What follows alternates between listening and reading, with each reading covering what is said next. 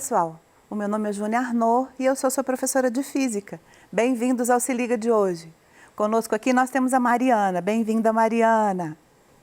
Bom, gente, hoje nós vamos dar prosseguimento à aula de movimento ondulatório, falando sobre som. Nós vamos mostrar que o som também é um tipo de onda. Nós vamos conhecer as qualidades fisiológicas e vamos falar sobre o efeito Doppler. Vamos lá. Bom, a primeira coisa que a gente gosta de mostrar quando falamos sobre som é a mola. Porque o som, ele é uma onda longitudinal. Vamos dar uma olhada nessa figura aqui. Essa figura mostra um alto-falante e quando esse alto-falante solta o som, nós temos um efeito de empurrar as moléculas de ar que estão aqui no nosso lado. Todas as vezes que a gente fala, cada movimento que a gente provoca nessas moléculas de ar, elas vão ser empurradas longitudinalmente, ou seja, na mesma direção de propagação. É por isso que a mola é um ótimo exemplo. Olha só o que acontece. Assim que eu falo aqui na parte azul da mola, eu provoco esse movimento nas moléculas de ar. E quando isso acontece, as moléculas de ar que vão caminhando pela onda vão chegar em algum lugar. E nesse lugar, por exemplo, dentro do meu ouvido, elas vão conseguir, eu vou conseguir escutar devido a essa propagação dessa energia que foi feita através dessa onda, tá? Outra coisa, se a gente está falando de ar, quer dizer que que essa onda sonora é uma onda mecânica, porque ela precisa do ar para se propagar, certo? E uma última coisa é que ela é uma onda tridimensional, ela se propaga nas 3 dimensões, tá bom? Vamos lá. Aqui eu tenho um desenho muito característico da onda, que diz o seguinte: quando o alto-falante provoca aquela movimentação, eu tenho aqui 2 momentos interessantes. Um momento em que eu acabei de falar, e aí eu empurrei essas moléculas de ar, e aqui no meio, essas moléculas ficaram mais juntas. Então, eu vou ter 2 momentos importantes. Um momento de compressão das moléculas de ar, e esses lugares onde eu tenho menos moléculas juntas, eu chamo de momentos de rarefação. Então, comprimiu, ficou com pouca molécula, comprimiu, ficou com pouca molécula, certo? Isso vai ser um efeito característico das ondas, onde a compressão vai ser identificada como se fosse uma crista e o momento de rarefação vai ser identificado como um vale da nossa onda, tá bom? Bom, vamos lá.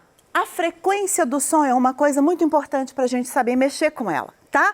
Eu coloquei aqui as coisas que a gente mais cobra lá no Enem. A relação de som audível, ou seja, som que o ser humano pode escutar. Nós temos uma frequência de 20 Hz até 20.000 Hz em média que o ser humano escuta, tá? Abaixo disso é chamado de infrassom. Pega a palavra para você ter uma colinha, infra, abaixo do som. Então, você tem abaixo de 20 Hz um som que o ser humano não escuta. Alguns bichos escutam. Por exemplo, nós temos o elefante, o pombo, são alguns... o processo auditivo deles é diferente porque eles conseguem perceber esse infrassom. E nós temos também o ultrassom. Ultra, de novo, pega uma cola lá na palavra, tá? E aí você vai ter um som que vai ser escutado depois de 20.000 Hz, tá legal? Também nós temos cães, gatos, morcegos, alguns animais que conseguem perceber essa frequência. Então, o ser humano vai só de 20 até 20.000 Hz. Nesse quadro aqui, a gente colocou só para vocês fazerem uma comparação, tá? A frequência do ser humano, ela está em torno de 10 elevado a 4, que fica nesse ponto aqui do quadro de frequência. Agora, da luz, só para você comparar, ela está em torno de 10 a 12 até 10 a 15. Aí, o que você tem que enxergar nisso? A frequência é a quantidade de ondas que você tem naquele lugar. Aí, quando você tem 10 a 4, você tem mais ou menos 10.000 crista, né? 10.000 intervalos de onda, 10.000 intervalinhos, né, completos de uma onda. Lá Quando você tem 10 a 12, 10 a 15, você tem trilhões, quatrilhões, quintilhões de cristas no mesmo lugar. É muita variação de frequência, tá bom? Só para você ter uma noção de comparação. Vamos lá. A velocidade do som. Nós vamos falar sobre o ar normalmente, tá? Então, a velocidade de propagação do ar, no ar ou no vácuo, a gente considera mais ou menos a mesma coisa, 340 metros por segundo. Acontece que nós temos uma variação dessa velocidade de acordo com a estrutura do material, se for sólido, se for líquido ou se for gás. Quando é sólido, você tem a densidade maior. O que vai acontecer? A velocidade no sólido, ela é maior do que a velocidade no líquido. E da mesma forma, o líquido tem a densidade maior do que a do gás. Então, na medida em que você vai, quanto mais sólido, né, você vai aumentando a densidade, você vai aumentar a velocidade também. Tá bom? Vamos lá falar sobre as características fisiológicas do som. Bom, o que seria isso? Nós temos na nossa audição o volume, né, que você escuta, você tem a intensidade que você escuta, então a gente compara isso com o que a gente escuta e com as características específicas de uma onda, tá bom? A qualidade que a gente vai trabalhar aqui nesse primeiro momento é a qualidade altura. Vamos lá. O que quer dizer a altura do som? A primeira coisa que você vai pensar é no volume, mas não é. A altura do som tem a ver com a frequência de emissão daquele som. Então, vamos prestar atenção aqui nessa escalazinha de frequência que eu coloquei aqui pequenininha. Você tem aqui uma onda longa, né? Você tem uma frequência pequena e aqui você está aumentando essa frequência. O que você está fazendo? Quando você tem uma onda longa, você tem um som grave. Ela vai passar por uma certa amplitude, não importa, mas você vai ter poucas ondas naquele local. Quando você tem uma onda aguda, uma frequência maior, você vai ter então um som agudo. Um exemplo disso que eu trouxe aqui para vocês são os instrumentos musicais, né? Esse som o tempo todo a gente fala até de instrumentos musicais. Então, olha bem, som alto vai ser aquele que tiver a maior frequência e obrigatoriamente você vai ter um som agudo. Então, todas as vezes que alguém falar som alto, você vai lembrar de agudo, tá legal? E aí eu botei o exemplo de um violino, que dá para você fazer essa comparação bem legal, tá? Com o som agudo. Já o som baixo, ele vai ter aquela frequência menor, tá legal? Aí, com uma frequência menor, você vai ter um som grave. Eu coloquei aqui um violoncelo para a gente fazer a comparação do som grave, tá bom? Então, o som agudo é aquele que tem frequência maior e som grave é aquele que tem frequência menor. Bom, agora a gente vai falar da intensidade do som. Intensidade está relacionada com a amplitude da onda, quer dizer, muito alta, né?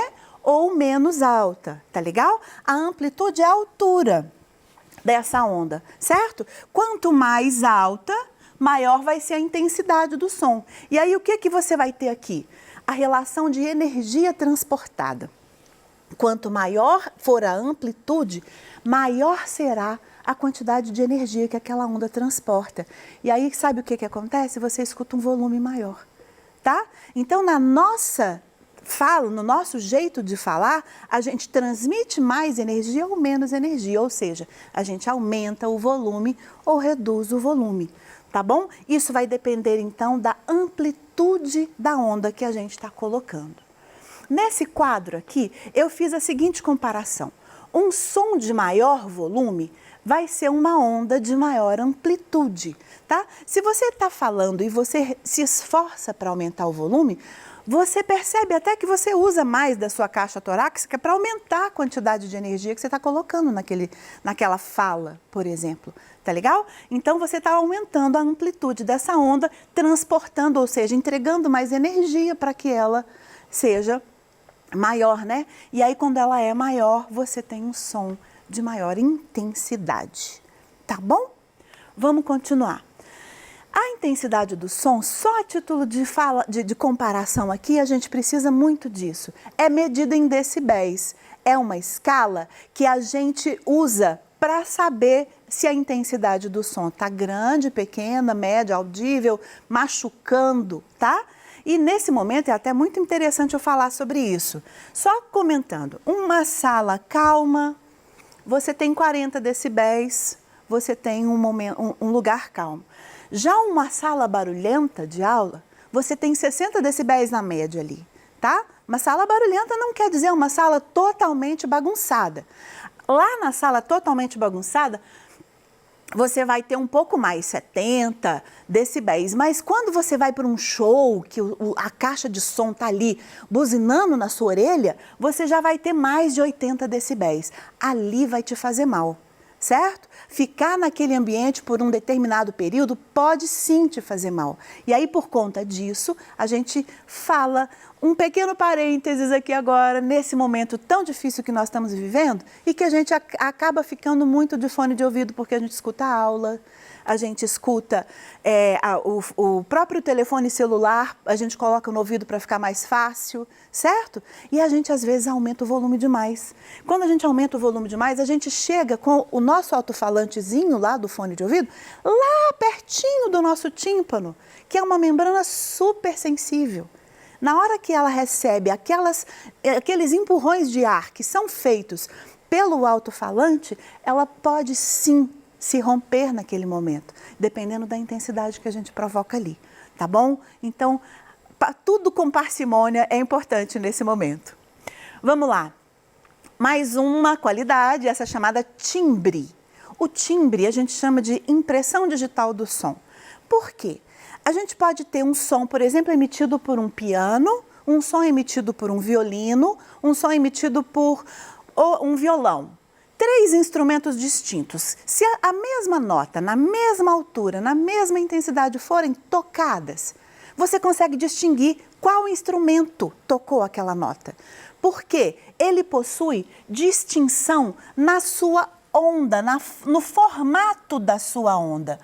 Aquele formato, ele vai depender, por exemplo, do tamanho da caixa de acústica daquele instrumento, vai depender do material, da madeira que aquele instrumento é feito, do espaço que vai ter de reverberação daquele som, certo? Isso vai dar uma característica específica. Por isso a gente chama o timbre de característica específica, de impressão digital do som. Tá bom? Bom, a gente vai falar agora sobre reflexão. A gente já sabe que a reflexão é aquela que a gente estudou na ótica. Quando um objeto emite uma determinada onda, essa onda vai bater no obstáculo e vai refletir. O som utiliza-se da mesma estrutura. Ele é óbvio, é uma onda, então vai refletir como qualquer onda. Só que nós temos aqui no som 3 características importantes a respeito dessa reflexão. Olha só esse rapazinho aqui da nossa figura. Quando esse rapazinho fala, e aí lá na frente tem um muro que seria, por exemplo, um obstáculo, o som vai bater, refletir e voltar para ele, tá certo? A gente tem 3 características muito importantes nesse momento aqui.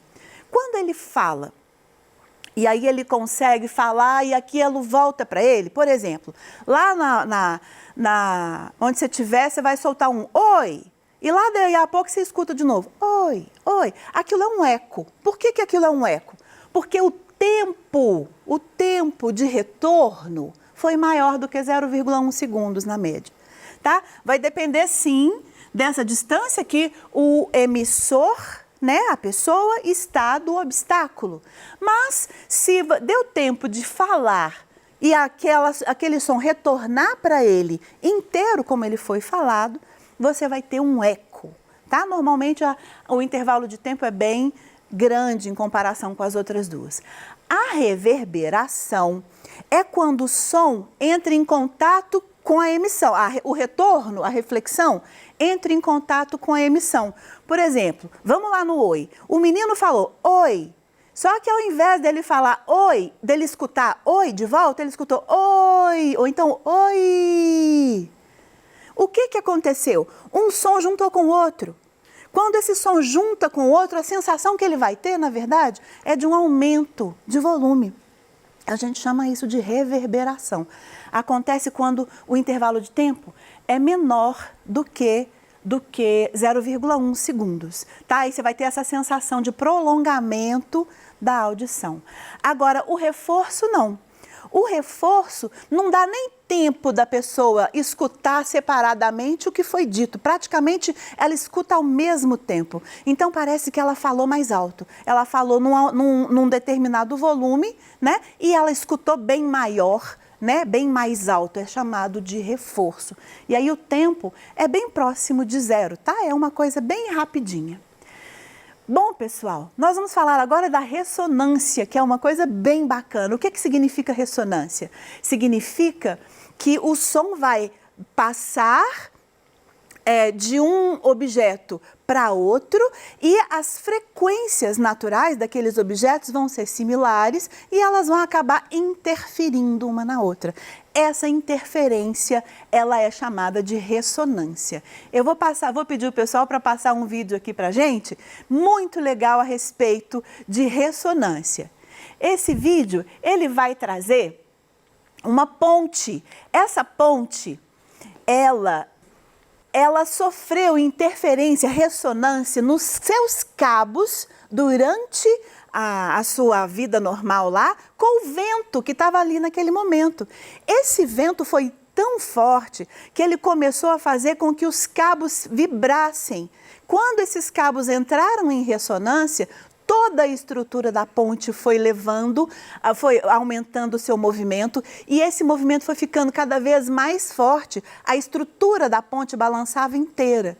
Quando ela começou a ter esse tipo de movimento, eles tentaram colocar algum tipo de amortecedor ali, mas esses amortecedores não foram suficientes. O que acontece? Essa ponte, ela não suporta essa movimentação absurda. Eles fechavam ela por conta desses momentos de vento e ela acaba ruindo, né? Quando ela acaba ruindo, o que acontece? A estrutura, né? É um exemplo prático disso, a estrutura, ela se desfaz, tá? Então, a ressonância é uma coisa bem perigosa e pode acontecer de verdade, tá bom? Bom, o efeito Doppler agora, rapidamente. O que é o efeito Doppler? Imagina esse carrinho da figura, só para você ter essa noção. Ele está buzinando aqui. Quando ele buzina e ele anda para frente, olha o que ele está fazendo. Ele está empurrando, da mesma maneira que o alto-falante, aquelas moléculas de som. Quando ele empurra aquelas moléculas de som, você vai ter aqui as ondas com uma frequência maior e para trás as ondas com uma frequência menor. Dá para perceber, não dá? Então, o que você percebe aqui na frente? Que a buzina do carinha, ela vai ficar aumentando a frequência, né, para frente, quando ele está se movimentando na direção do cara que está escutando, né? E essa frequência ficando mais alta, o som vai ficar mais agudo para quem está escutando. Certo? Já o cara que ficou para trás, aqui no caso a moça que ficou para trás, ela vai escutar uma frequência mais baixa, ou seja, o som vai ficar mais grave para quem está para trás, tá bom? E aí, essa é uma relação que a gente sempre fala. Quando você está se movimentando e a fonte se aproxima do receptor, você tem que a frequência recebida é maior do que a emitida, né? E no contrário, quando a fonte se afasta, você tem que a fonte recebida vai ser menor do que a fonte emitida. Isso vai fazer com que a gente perceba essa diferença de agudo e grave. Tá bom? Bom, gente, aqui a gente só vai falar do seguinte: período, frequência e velocidade, tá bom? São ondas. Nós nunca vamos nos esquecer que nós vamos falar sobre essas ondas, tá? Então, nós vamos utilizar o que é período, né? Que é o tempo que uma onda demora para passar. O que é frequência, que é a quantidade de oscilações, e a velocidade. Ela será a variação da distância pelo tempo, né? Só que a distância da gente aqui, a gente já sabe, é o comprimento de onda. Né? E como o período é o inverso da frequência, essa velocidade igual a lambda vezes f é muito usada na hora que a gente está calculando velocidades em relação a som também, tá bom? Bom, queridos, obrigada por terem assistido a aula de hoje. Vejam os exercícios que estão resolvidos no final dos slides. Agradeço a presença de todos e até a próxima aula.